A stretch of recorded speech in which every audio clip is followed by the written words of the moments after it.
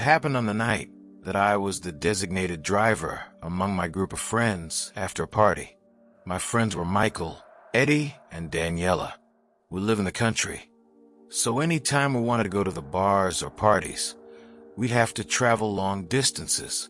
That's why it's such a big deal for one of us to be sober enough to drive. We were driving down the 513, an unlit highway littered with the occasional house or two, but mostly forest. The road leads to town where most of the bars are.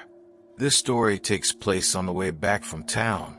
Daniela started to cry that she had to pee really badly.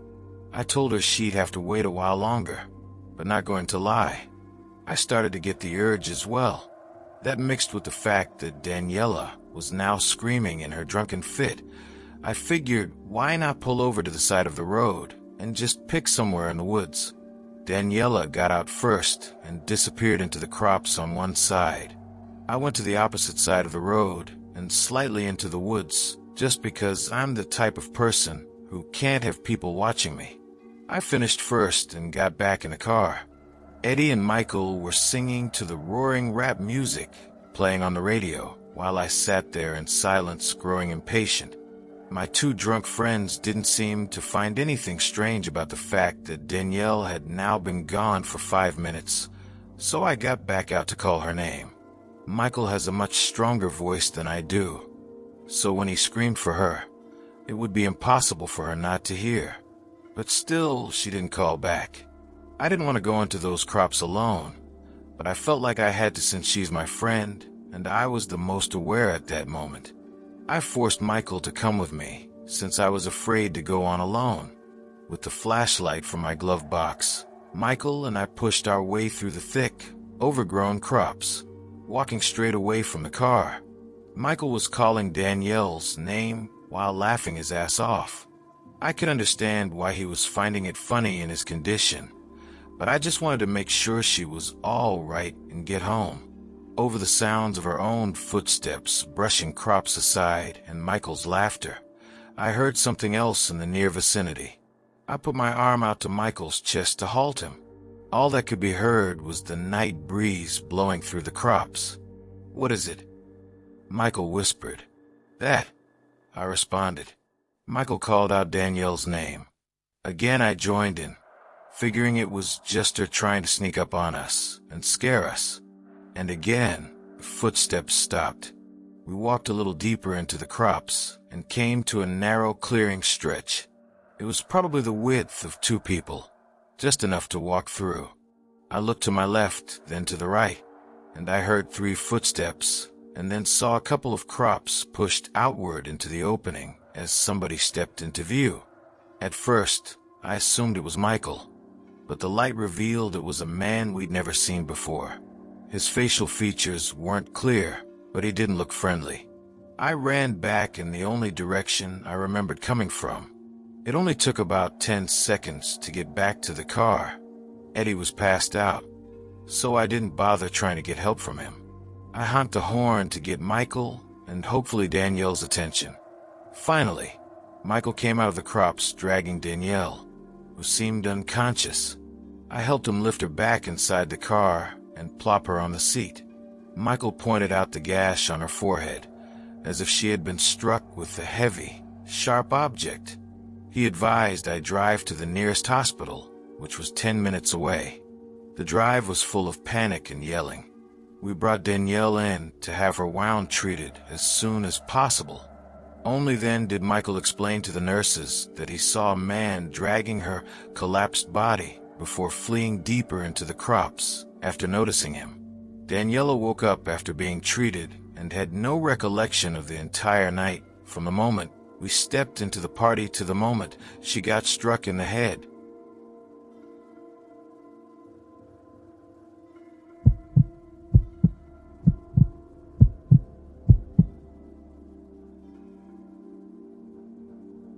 I've been doing long-haul deliveries for most of my adult life, and even though I've driven across most of the lower 48, the stretch of highway that still gets to me is the part of I-70 that cuts across eastern Colorado. There's not much out there, just flat land, wind, and long miles where you don't see another car for a while. It was the kind of place where you either listen to podcasts or let your mind drift. I had been on that route more times than I could count, so when this happened, it stuck with me in a way nothing else ever has. This happened in late October a few years back. I was hauling shipments that needed to get from Kansas City to Grand Junction. It wasn't a difficult run, but it meant a lot of nighttime driving. That's how the company scheduled it. Night driving kept me out of a lot of traffic, but it also meant that small things became bigger in my mind when I was tired. Still, I was used to it. The night this happened, everything started normally. I left the warehouse in Kansas City around 8 p.m. The weather was clear. The cold hadn't fully set in yet, but you could feel it creeping into your fingers every time you stepped out. I checked all the lights, tires, and the trailer locks before I rolled out. Nothing unusual. By the time I crossed into Colorado, it was close to midnight. I remember looking at the dashboard clock when I reached that long empty stretch of I-70. I had maybe 3 hours before I reached my stop for the night. I wasn't tired yet, and the highway was completely empty. I settled into that rhythm you get after hours of steady driving. The engine hums, the tires keep their pattern, and your eyes flick between the mirrors and the white lines without thinking much. That's when I saw the first odd thing. Maybe 20 minutes after crossing the state line, I noticed a vehicle pulled off onto the right shoulder up ahead. That was normal. You see plenty of people with flats, overheating engines, or dead batteries. But what struck me was how the SUV's hazard lights were off. Usually, people keep them on if they're waiting for help, especially at night. I slowed down a bit as I approached, just to be cautious. There was a man standing beside the SUV. He wasn't waving. He wasn't using a flashlight. He was just standing there, facing the road, staring straight ahead. I passed by slowly, but he didn't move or signal that he needed help. That wasn't unheard of. Some folks don't want help or already have assistance coming. Still, something about him felt stiff, like he wasn't actually looking at anything. But I kept going. I didn't think much of it. About an hour later, after miles of flat nothing, I saw another set of dim lights on the shoulder, far up ahead. At first I thought it was someone else, maybe a trucker grabbing a few minutes of rest. But the closer I got, the more it looked familiar. Same dark SUV, same position, same angle on the shoulder, and the same man standing in the exact same way. Hands at his sides, body stiff, staring straight ahead. That's when my brain finally kicked in with the clear thought, no way. There was no possible way that SUV could have leapfrogged me without me noticing.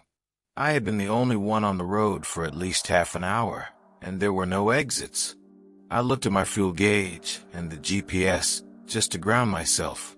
I wasn't lost. I wasn't looping. I wasn't imagining it. I passed him again, and once more. He didn't react. He didn't turn his head. He didn't shift his weight. He didn't try to flag me down. He looked like someone placed him there. I kept driving, but now my chest felt tight. I turned off the radio. Sometimes silence helps me think. I couldn't explain it.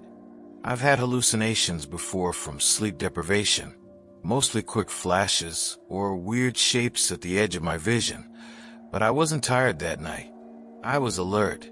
I remember actually saying out loud, "You're fine. Just keep going." About 15 minutes later, the SUV showed up again. At first it was just a set of dim taillights, then the shape, then the man. Same everything, as if the night was stuck on a loop. This time I slowed down even more. I dropped to around 20 miles an hour as I rolled past. I wanted to get a good look at him. He didn't look injured. He didn't look distressed. He just stared straight at the road. His face didn't seem right. It wasn't deformed or anything like that, but something about it looked blank. Too blank. Like he wasn't focusing his eyes on anything. Not even on me. Even though I passed within feet of him, I kept moving. but my stomach felt like it was tightening into a knot. When I could no longer see him in my mirrors, I pulled into the next turnout. It wasn't an official rest stop, just one of those gravel patches on the side. I needed a minute to breathe and check my truck. I got out, stretched my legs, walked around the rig, checked the tires again. Everything was normal. I checked my logbook. Normal. I even splashed cold water on my face from my jug. I wasn't losing it. My head was clear. I got back in and drove off. 15 minutes later, the SUV showed up again. Same exact position. Same exact man. Same blank stare. This time, something inside me snapped. I told myself I wasn't driving another mile without knowing what was going on. My job had put me in sketchy places before, and I wasn't new to danger. But this felt different. It wasn't just danger. It felt wrong in a way that didn't match anything I had ever dealt with. So I pulled over in front of the SUV. I put on my hazards, grabbed my flashlight, and stepped out. The wind was strong out there, and the cold hit me immediately. My boots crushed gravel as I walked toward the man. I called out, "Hey, you all right?" No response. I got closer. "Sir, do you need some help?" He didn't move. When I got close enough to shine the light directly on him, the beam hit his face. His eyes were open, but they weren't tracking me. They weren't focused on anything. It was like he was awake, but not present. His skin looked pale, but not in a dead way, more like someone who had been out in the cold too long. I asked again if he was okay. Nothing. I stepped closer to the SUV. The engine wasn't running. The keys weren't in the ignition. The windows were slightly fogged from the inside, which meant someone had been in there recently. I looked at the man again. That's when I noticed something that forced my stomach into my throat. He wasn't breathing. His chest wasn't rising or falling. I stared at him for a full 10 seconds. No movement. No reaction. I backed away. My first thought was that I had just stumbled onto a body. Maybe he had died waiting for help. Maybe his eyes stayed open. It happens sometimes. But that still didn't explain how the SUV kept showing up multiple times down the same stretch of highway. I pulled out my phone to call 911. No service. Not one bar. I wasn't shocked. That area is known to be patchy. I decided the best thing I could do was get to the next town and call from there. I backed away from the man and returned to my truck. I felt uneasy turning my back on him, but I wasn't going to stand out there any longer. As soon as I climbed into the cab and shut the door, I looked back through the window. The man was gone. He hadn't moved a single muscle the whole time, and in the 30 seconds it took for me to walk to my truck and climb inside, he vanished. My breath caught in my throat. I scanned the shoulder, the ditch, the field beyond it. Nothing. I checked the mirrors. Nothing. I don't scare easily, but that moment got me in a deep, instinctive way, like something behind the scenes of reality had slipped. I put the truck in gear and got out of there. I kept scanning the shoulder ahead, terrified of seeing the SUV again. And I did. 5 minutes later, it appeared on the right side of the road. Same position. Tail angled the same direction. But the man wasn't standing beside it this time. He was standing in the middle of the right lane, facing my truck. I hit the brakes so hard the trailer shook. The truck slowed enough that I didn't hit him, but he didn't flinch. Not even a twitch. I sat there gripping the wheel so tightly my knuckles went numb. He wasn't moving. His eyes looked straight through the windshield at me. I wasn't getting out again. Not after that. I put the truck into a slow roll, keeping far to the left, creeping past him. As I passed, I watched him through the window. His head slowly turned to follow me. When I say slowly, I mean painfully slow, like his muscles weren't doing what they were supposed to. Once I was past him, I floored it. I didn't look back. I didn't check the mirrors. I just drove. After maybe 20 minutes, My phone finally got a bar of service. I pulled over and dialed 911 immediately. I told them everything. They took it seriously at first, said they'd send someone to check. But when they asked for the exact mile marker, I realized something I didn't know. I had passed so many identical stretches that I honestly couldn't place where it had happened. I gave them my best estimate. They said they'd send troopers, and they'd call me back if they found anything. They never called. 2 days later, when I came back through the same area during daylight, I looked for skid marks, footprints, anything. There was nothing. No SUV. No signs of anyone standing on the shoulder. No fresh tire tracks. No disturbed gravel. Nothing. A week later, a state patrol officer called me back. He said they checked both sides of that stretch thoroughly. No abandoned SUV. No reports of a missing person matching my description. No cameras catching anything. He didn't say I imagined it, but the tone hinted at it. But I know what I saw. I know what I walked up to. I know that man wasn't breathing. And I know he appeared on the same highway shoulder multiple times, where no car could have passed me.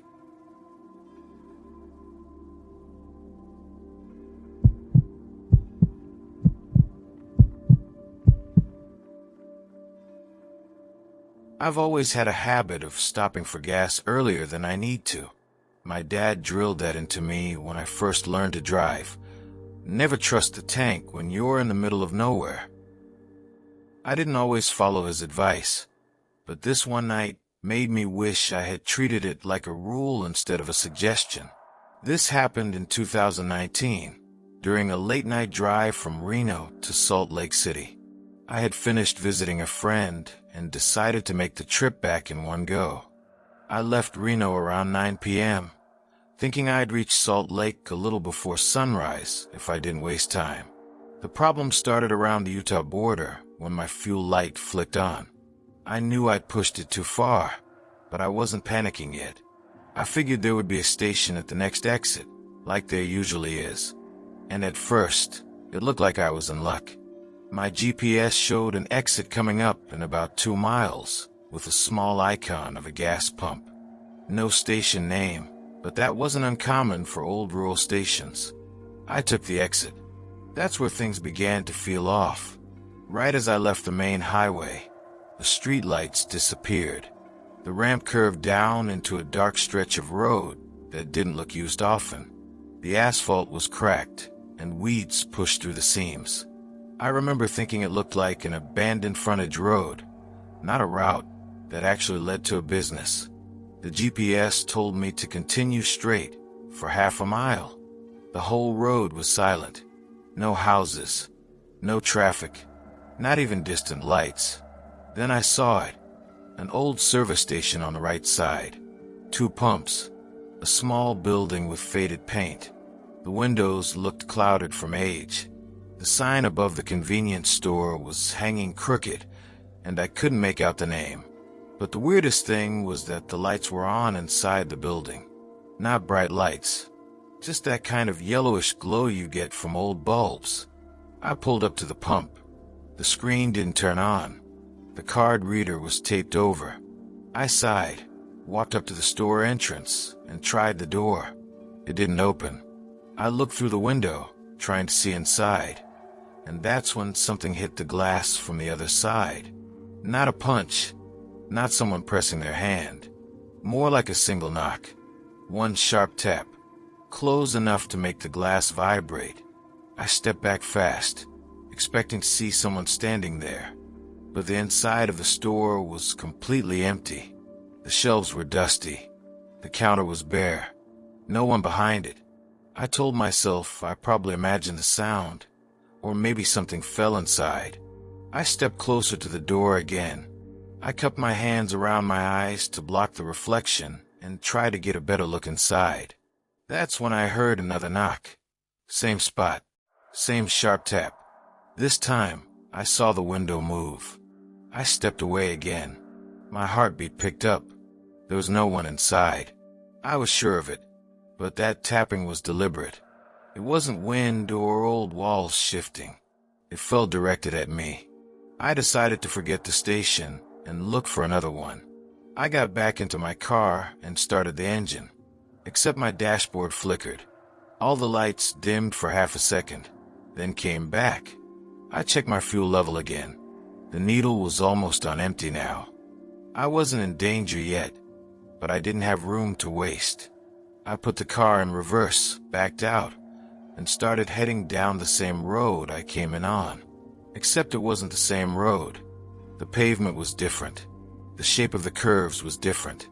There were no mile markers, no reflective posts, just tall grass on both sides and a darker sky above, even though only a couple minutes had passed.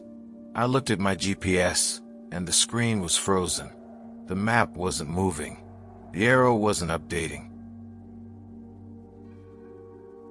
I kept driving straight, thinking maybe it would reconnect once I reached the main highway. 10 minutes passed, then 15. The road didn't end. I didn't see the entrance ramp. I didn't see any familiar landmarks. It felt like the road had stretched itself out further than it should have been. Then I saw a figure on the right side of the road. At first I thought it was a person standing near the weeds, but as my headlights hit them more clearly, I realized it wasn't someone waiting for help. They were facing the road with their arms hanging down, like they were watching me come toward them. I slowed down out of instinct, not because I wanted to stop, but because the road ahead was narrow and I didn't want to hit anyone. When I got closer, my headlights hit their face. There was nothing about it that looked wrong. No injuries, no missing features. It just didn't look like a face a person should have at night. No expression, no blinking, just that blank, still stare. I didn't stop. I kept going, and the figure didn't react. It didn't follow me with its eyes. It didn't move. It might as well have been a mannequin, but the clothing looked too real, and the stance was too natural. 5 minutes later, I passed another one. Same posture, same blank stare, same clothing. That's when the fear really set in. My brain kept trying to rationalize it as some kind of art installation or markers for something, but it didn't feel right. Nothing about the scene felt man-made or planned. It felt like being watched by something that didn't want to be understood. I pushed the gas pedal harder, even though my fuel light wasn't just on. It was blinking. 10 more minutes of driving, and the road finally opened up to a wide clearing. I felt relief for a moment, thinking I was about to hit the highway again. Then I saw the gas station. The same one. Same building. Same crooked sign. Same empty windows. Same pumps. I had driven in a complete circle without turning once. That didn't make sense. I checked the sky. I checked the direction. I checked the GPS, still frozen. For a moment I just sat there, gripping the wheel, feeling the slow panic crawl its way up my neck. I didn't want to get out again, but I also knew I didn't have enough fuel to keep looping this place forever. My tank was almost dry. My only choice was the station. I pulled up to the pump again, hoping maybe the first time I just didn't give it enough time. As soon as I stepped out, the lights inside the store flickered. Another single knock hit the window. I didn't even bother walking to the door this time. I yelled out, "I need help. I'm almost out of gas." My voice sounded shaky, even to me. There was no answer. Another knock. This one louder. Then another. And another. The knocks grew faster, almost like someone tapping impatiently. But I still didn't see anyone inside. I backed toward my car, ready to get in and call for help, even if it meant the car dying in the middle of the road. Then the store lights shut off. The entire building went dark in an instant. I got into my car and locked the doors. I tried the GPS again. Still frozen. I tried calling 911. No service. I slammed my palm against the wheel out of frustration. I started the car, praying I could get a few more miles out of the tank. I rolled out of the station parking lot, watching the building shrink in my rear view. As soon as I reached the edge of the gravel, my GPS screen unfroze. It blinked twice, recalculated, and suddenly showed my location back near the highway, even though the off-ramp wasn't in sight. Then my phone got 1 bar of service. I didn't question it. I just drove.